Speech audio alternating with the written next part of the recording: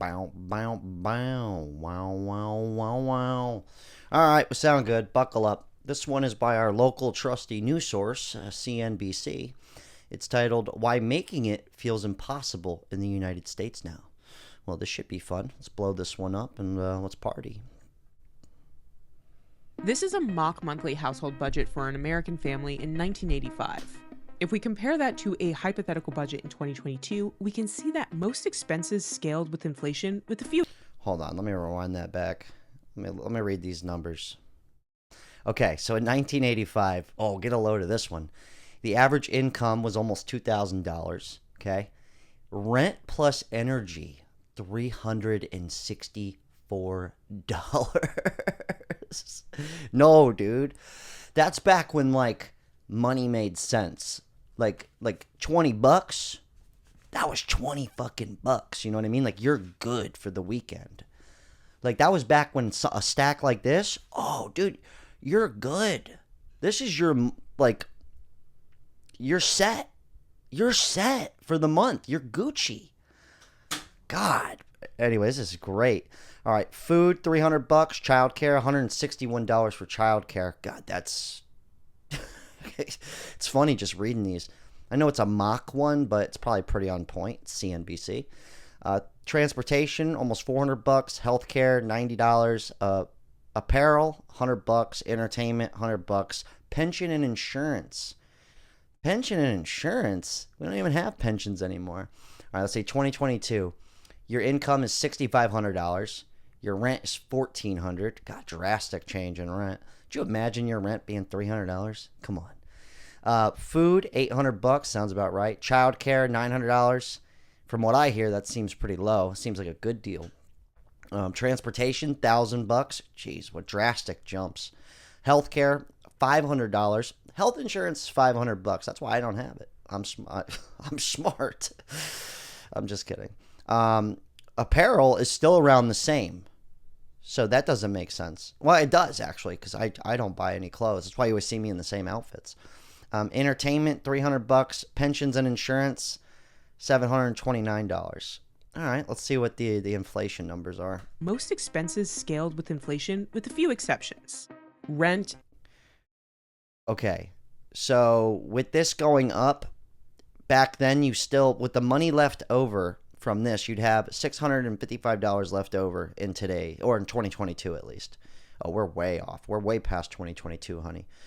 And leftover income, if scaled for inflation, would still be higher in 1985, which makes sense. We could have guessed that. But I think these numbers are a little bit off, though. Little bit off. Out-of-pocket healthcare costs and childcare are notably more expensive in 2022, even when accounting for inflation. And costs associated with retirement increased by more than 60%. But these numbers are not accounting for a big X factor, consumer debt, such as credit cards and student loans.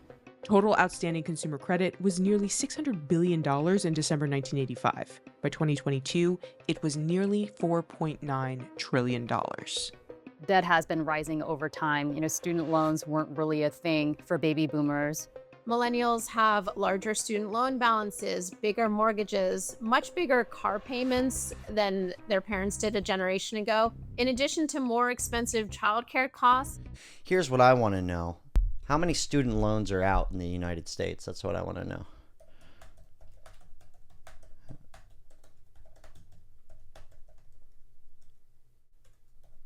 This is what I want to know.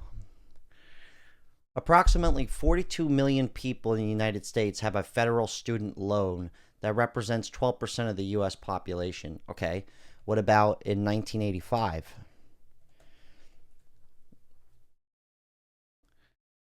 It's not an exact number. In 1970, the average student debt was around $1,000. No, dude. Here's what I want to know. How many people had car loans in 1985? I don't know how they're going to get this information together, but apparently they do. Just whip out these wizard numbers here. Okay, it doesn't really say that, but how many people have car loans in the U.S. today? That's what I want to know. I think it's a lot, like 100 million people or some shit. Okay, right here. Over 100 million Americans have auto loans. The population of America. What's the population of America? Hold on. 340 million. So basically a third of people have an auto loan. That's awesome. All right, let's go back to this. Blow them back up. I just thought that was... They don't even have the records on that shit. Let me see. Higher prices pretty much across the board, so that does make it more difficult to set extra money aside or make any long-term plans. We're living in two separate economies. The American dream that was pitched to the Gen Xers and the Boomers is no longer present Hey, we covered this guy a bunch on here. He made it. in today's world. A lot of people, particularly the working class and the part of the middle class, don't think their children will be as well off as they were. That's a problem. Many people live in what I describe as at break even. Over the course of the year, they might make enough money to pay for basic living expenses and cover their bills. But if one major thing happens, then they can get behind. Here's why young American adults are struggling to make ends meet and what can be done.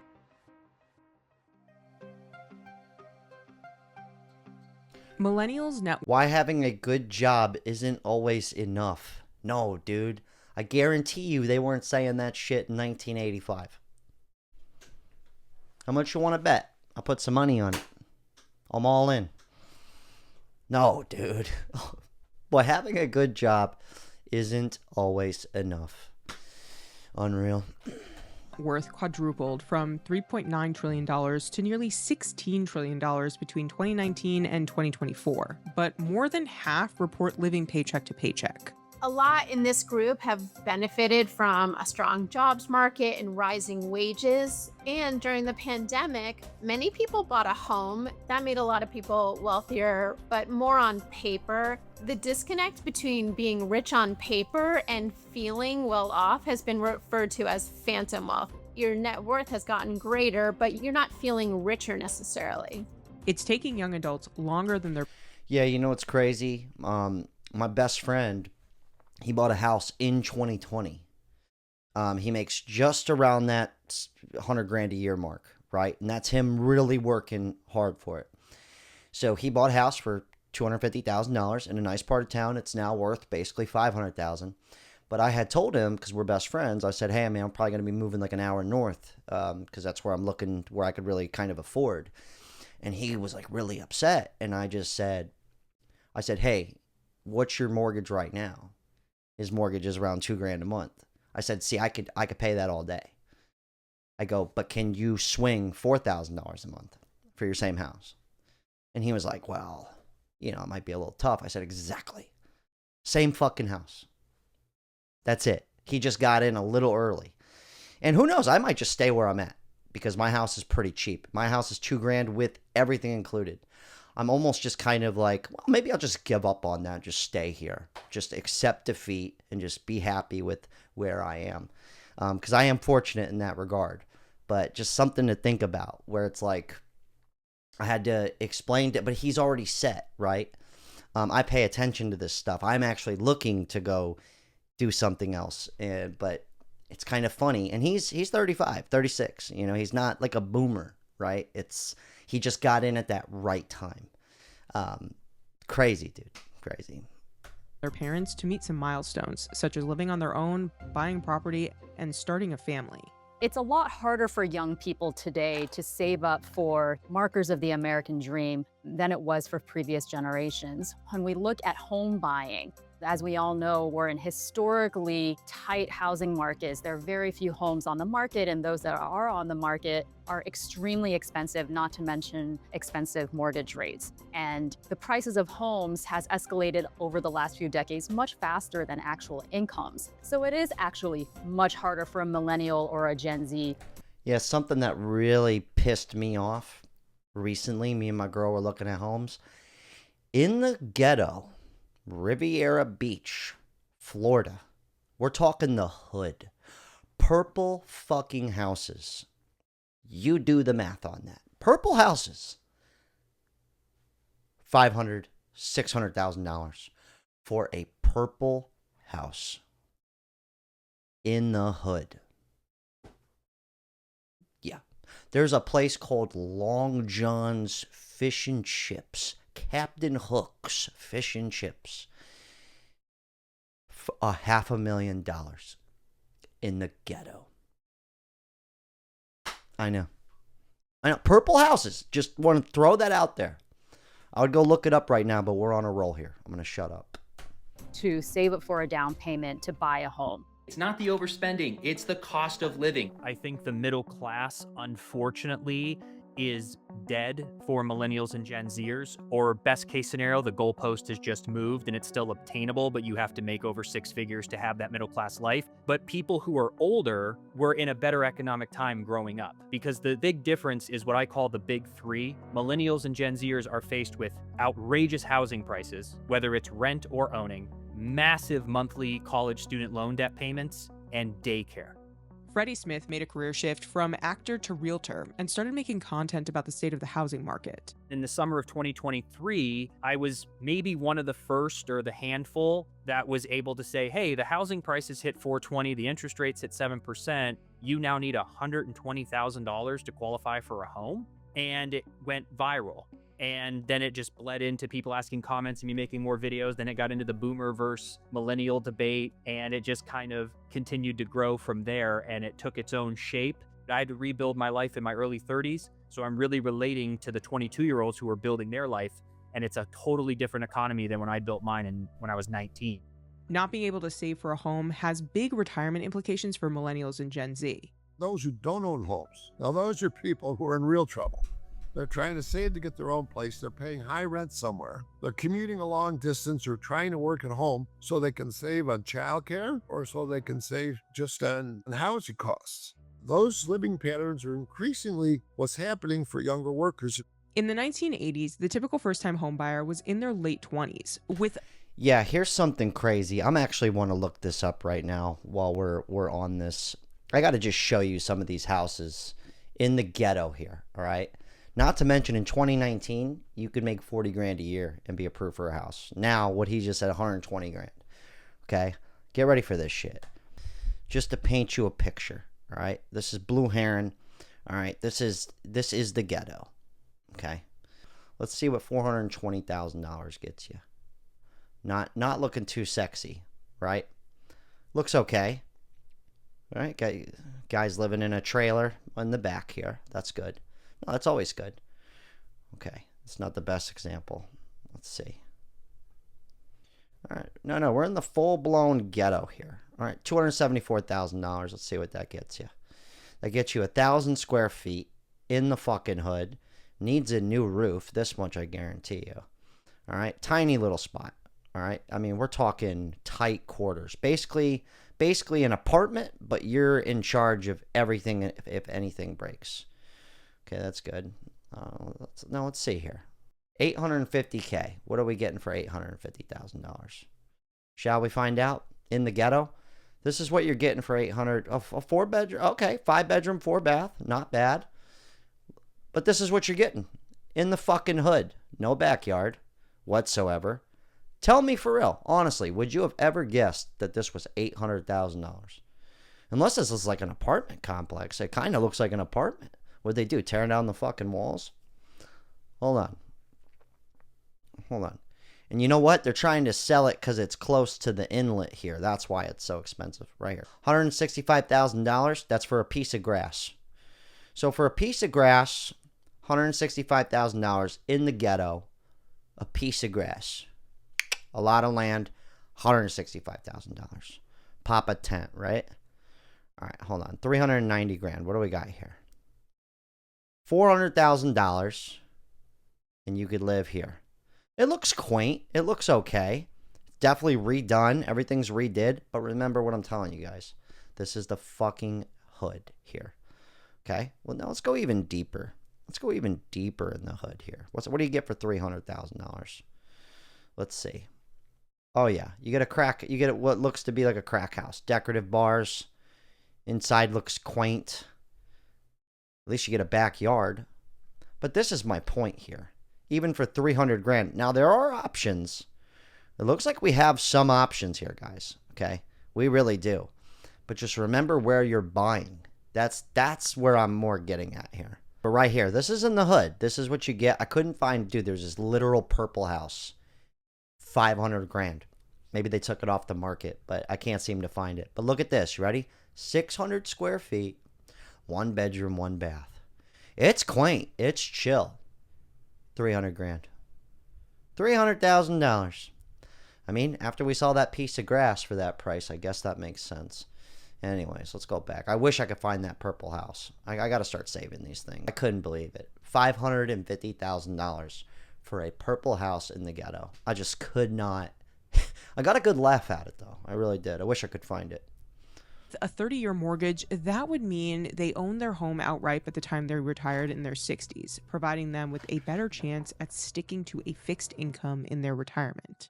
A national housing shortage, high rent prices, and competition from wealthier buyers are all making it harder for young adults to buy their first home. In 2024, the median first-time home buyer was 38 years old, an all-time high. You have a lot of people 25 to 34 who are looking to start a family and cannot find a home for their families. Maybe the homes aren't where they want them to be inside the city, but even outside a city, it's been very difficult for young families to find a place. So I think it's healthy for us to try to find different ways that maybe home ownership doesn't have to be the symbol of the American dream. But then to counter that, on my own point, I encourage those who can afford homes to buy it, because once it's paid off, you're going to have a more comfortable retirement because you're not going to be subject to the ever-increasing rent prices. Many Americans are navigating a new kind of economic instability, which traditional financial advice may not prepare them for. Rachel Schneider co-authored the book The Financial Diaries with NYU professor Jonathan Mordock. They spent a year tracking the granular spending habits of 235 families. What we saw was a huge amount of volatility. That was our core finding. The majority of Americans work hourly jobs. And so for them, the amount of money that they earn fluctuates week by week. I get 30 hours this week versus 45 hours next week. And so as a result, income is really up and down over the course of a month. And that flies in the face of all of the budgeting advice we usually give people. There's a difference between surviving and thriving. And I just think if we're going to claim that we're the richest country, the best country in the world, why isn't everyone who's working 40 hours, 50 hours a week thriving? How is that possible? On top of income instability, cost of living is increasingly unstable. Tariffs have added a lot of uncertainty into future economic conditions. I hate that word tariff. It's like tariff. Just don't like it. Don't really know how this is going to play out just yet. And if people start to feel nervous about what lies ahead, then they may dial back on things like consumer spending. The tariffs are creating uncertainty for those people. They don't know what to do. Businesses aren't hiring more people. They're just waiting to see they have a stable business environment they can go. Without stability, they can't. At the same time, the tariffs are going to create a big sales tax on lower income people who spend more on the basics, which are going to go up. And so that's going to create problems for them too. What the historians tell us that every single new generation gets complaints from the older generation about how they're behaving irresponsibly, immorally, blaming millennials for spending too much on avocado toast. It's not student loans or a tough job market keeping millennials from buying homes. It's reportedly avocado toast. The one piece of advice for young people out there who are spending their money on avocado toast and don't have any goals, what would you say to them? I would say to them, For 1 second, the avocado toast, I mean, you're literally just eating bread and a vegetable. Literally, that's like, if you break that down, that's like you put that in the 1920s, that is poor people. Oh, that dude's eating bread with a vegetable smothered on a piece of bread. Just think about that for a second. Fuck, it's been... Bread and a vegetable is now lavish, I guess. I just thought of that. Pumpernickel, man. Get as much pleasure out of saving as you do spending. This kind of advice is usually framed as a warning against lifestyle creep, which is the idea that as people earn more, they suddenly start to spend more, and that's what prevents them from properly saving. That's a real thing. That's why there's so much confusion, because you can point to a millennial who spends $1,200 on DoorDash. Not good. But you can also point to a millennial who's very financially conscious, making $80,000, and is drowning in debt, and is living with a roommate, and is a lawyer at 29 years old. That is not right.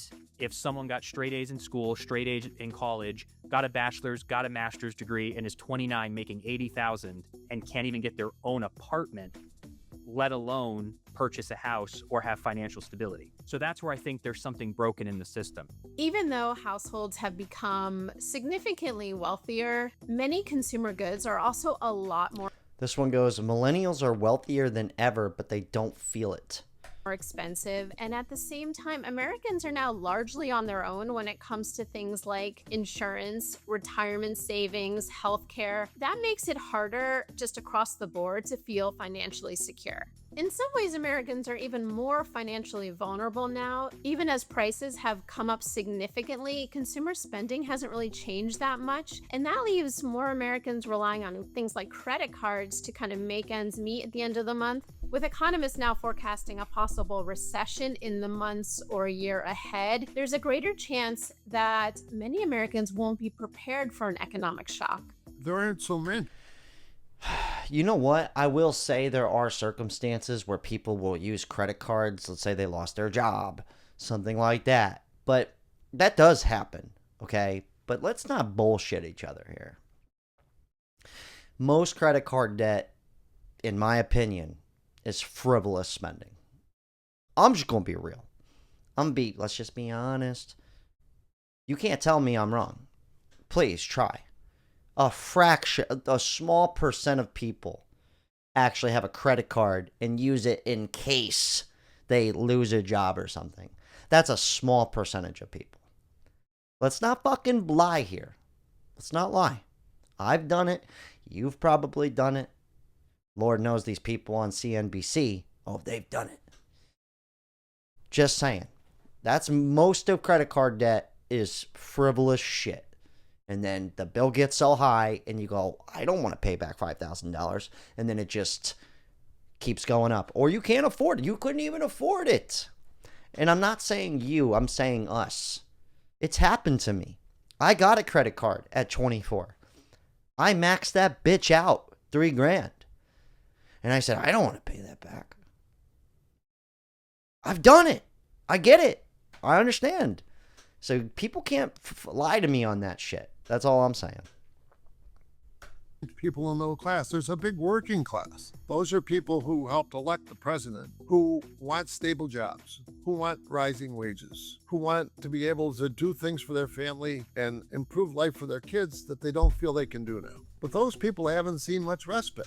The core kernel of wisdom in the avocado toast issue is make choices about what really matters to you. You spend money on... It's literally vegetables and bread, dude. That's the funniest part. Stuff that will be of value to you. Also, good advice is create a savings habit. Unfortunately, the way that ends up getting translated to people is you should set aside 6 months of earnings in case of an emergency. And most people are like, yeah, that's impossible. That's impossible. It's a huge amount of money. And so what people then take from that is, I guess I can't save. So I always encourage people, once you do get that promotion, just stay where you're at for a while and just accumulate money, even for just a year. Maybe buy yourself something nice, but just keep that money for a little while and just enjoy the freedom, because all of a sudden you're not as fearful at work because you got a little cushion. He's got a great point. The whole you make more, you spend more. Last year I did the best year I ever had in my life. And like I said, we were looking for somewhere to move. And we've kind of come to the decision where it's like, no, we're just going to stay here. Like, fuck it. What's the point? What's the point of even leveling up? It almost doesn't make sense anymore. Like, and then honestly, I've been working more. I've got a fucking employee now. I'm just reinvesting it back into here. Would I rather spend an extra $2,000 a month in mortgage, or now I got a guy with a part-time income? You know, give it to him. Grow the brand. Grow your business. It's corny, but it's a real thing. And but that's kind of where we're at. And honestly, as a dude, I really don't give a shit. Honestly, I'm more doing it to appease the woman. To be real with you. And honey, if you're watching this, I love you. But she's also realized too, like, is it really worth it for us to go and tack on another $1,500, another $2,000 in bills? Is it really worth it for us to go buy a truck? Do I really want to just throw $30,000 out of my ass or go get a car payment? No, I don't. Even though I could afford it. But the truth is I'll never get ahead. It will never actually, what is it really going to do for me? But I think that happens, I know it happens to too many people. Too many people. Like, be honest with yourself. Like, if you were having months where you're making $10,000 months, $15,000 months, be honest with me. Are you just going to stay put where you're at? I'm living like hood adjacent. I drive an old car. No car payment. 2007 car. Or will you really do that is what I'm trying to ask you. Like, would the average person do that? Or if you had an $18,000 a month, what would you do? Would you go, hold on, let me hire somebody and spend $3,000, $4,000 a month to grow this? Or would you go get that truck? Would you actually go move to the ghetto with a $3,200 rent versus my $1,700 mortgage right now? You get what I'm saying? And I think, unfortunately, a lot of people, there is a vanity thing to it. I really believe that. I'm also a person, too. I get it. I would like a Mustang. I would like a new truck. You know, I would like a 3-bedroom house with a pool in the backyard. I would love that. I would. But it doesn't make sense. It really doesn't. And since I do my own business, it's kind of up and down, and I got to pay taxes on this money. And I'm just being transparent with you. But I'm saying I see people who make far less than this do exactly what I'm talking about. And that's why I was saying the credit card thing is kind of bullshit, in my opinion. I think that's a lot of frivolous spending, honestly, which I do get. You know, why not get it now versus waiting it out? I like to be transparent with you guys. It's not a bragging. There's no way in me bragging at all. It's not. This is me just saying, if some fucking jamoke on the internet here can do it and make this kind of money, somebody smart like yourself who's watching this can do it. The only difference between me and a lot of people is I'll do the 7 days a week. I'll fucking do it. I will do it every day. Every day. I'll do it. That's the only difference. I will take the risk of putting myself out there like I am right now and have a bunch of people say gnarly things about me. And I will do that. I will risk it for the biscuit. For the avocado toast, I'll fucking do it. But I'm also saying most people, if they were in my situation, they are going to live way higher, way more. You're going to know they're making the money. I'm a silent sleeper. Unless somebody sees me on YouTube talking about it, they'll never fucking know. They will have no idea that I'm doing pretty fucking good. They'll have no clue. And it's not a bragging thing. I'm just painting you a picture. Ask yourself the question, would you really, if you started making $15,000 a month, would you honestly not get the new car? Not upgrade your housing? Seriously. For real. There are more ways today to upskill than there has. Because that's the sacrifice is all I'm talking about. The sacrifice now is fucking make as much money as possible and live like you're not making any. That's literally where the world's at. And I hate to say that. Ever been before. I mean, there's online classes, certification programs, even, online degrees. So it is easier today to make yourself more competitive in the job market, which will help if you do feel like your job or job security isn't what it used to be. There's a societal need here, and some of that is about embracing and understanding that if you are struggling financially, it is not your fault. People often feel... Not to mention... job security. Fucking hold the phone, dude. Make a U-turn real quick. Let's back this up. Job security. You start making $10,000 a month. Let's dream here. You're making fucking. You're like, holy shit, I made it. Job security. What if you did go get that new truck? What if you did go upgrade? All of a sudden, you're paying $2,000 in rent. Now you're paying $3,500 because you want to level up. Add on that that $500 car payment. Add on the new shoes. Max the card out. What happens? What happens to me here if my income goes flat? That's kind of what I'm getting at. Talk about job security. But then again, you can't even rent a house in the hood for under fucking $2,500. I've checked it out. And where are you going to move? Nebraska? I doubt it. Corn husking ass. A lot of shame and distress when their financial lives are not going smoothly. And yet a lot of what they're experiencing is not the result of anything that they have done or could have done differently. It is the result of choices we as a society are making. And can we make those choices in a way that will allow me to be financially stable and upwardly mobile? And then I also think the reality is that societal change is slow, and any one individual does have to make their financial life work as best they can in this moment. We're going to see people cohabitating with friends for Millennials and Gen Z embrace co-ownership to make home ownership dreams come true. Well, yeah, if people aren't going to have families and, have a girlfriend and a boyfriend or husband and wife to split the bills with, then yeah, you're going to split it with somebody. Not to mention, a lot of parents will co-sign their kids. They co-sign them on cars. Forget the fucking house. Can't even get the loan on the car. How in this shit you going to get a loan on a house? And I'm not saying this to point the finger. I'm here with you. Just because I say I'm doing well doesn't mean I can go do all these things. I can't. I'm basically stuck, which is fine with me. I'm just going to save the money and live my life. And maybe one day in the future I can. Or maybe I'll move to Zimbabwe and I'll live like a king.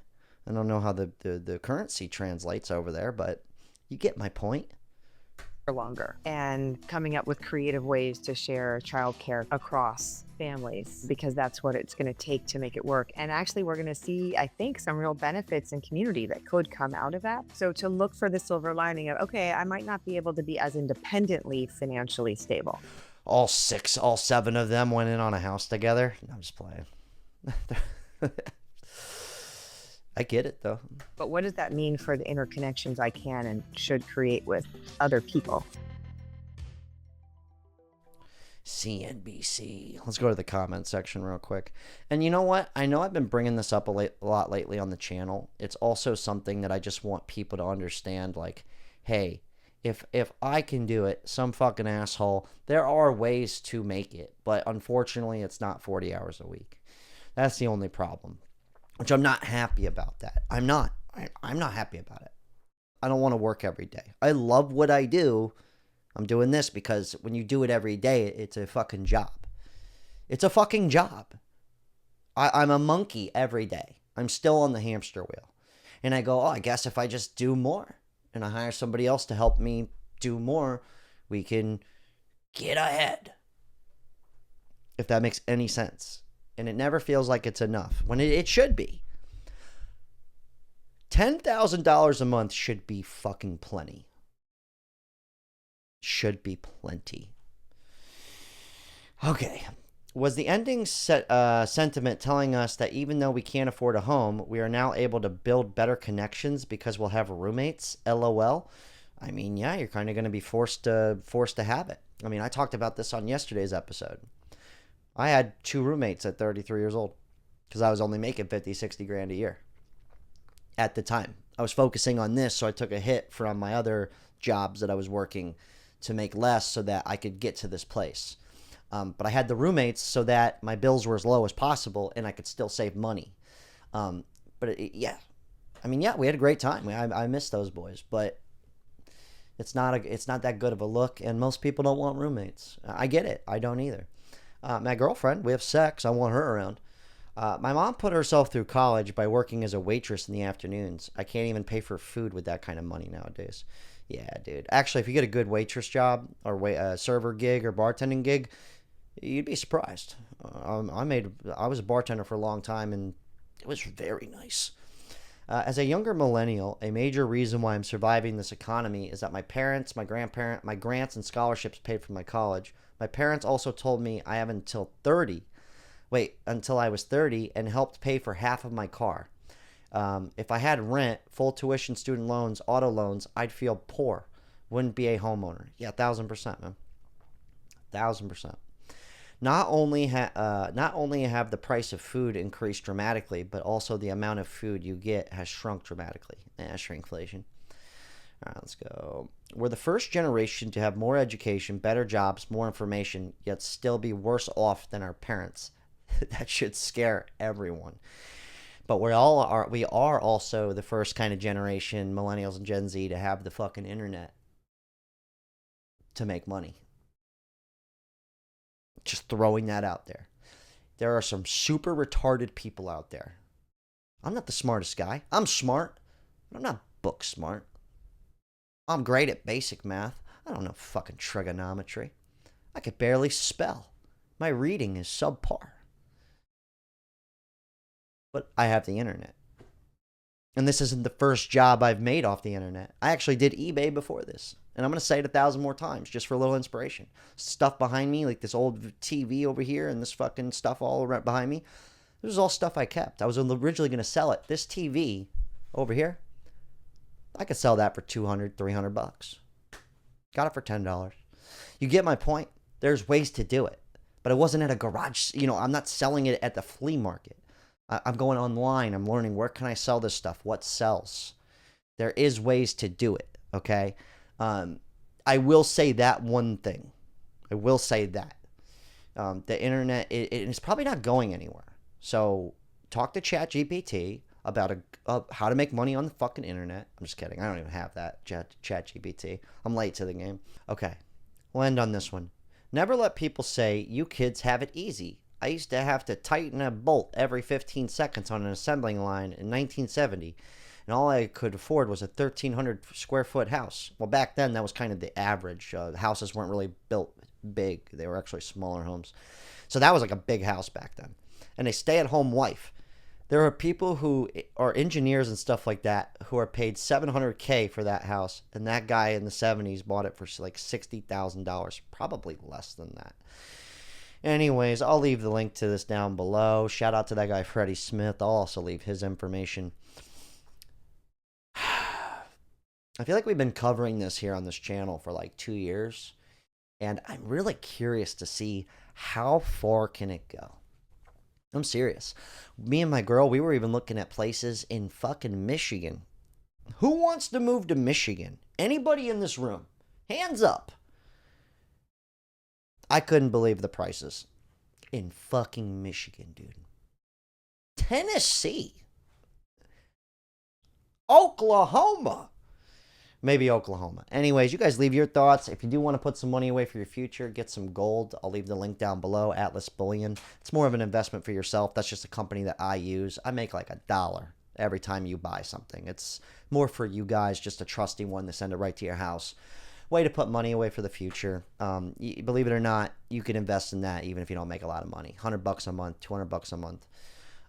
Thanks everybody who bought a shirt. Really do appreciate you. Not everybody's broke, guys. Okay. But unfortunately, it feels that way. Anyways, solid talk. Unreal.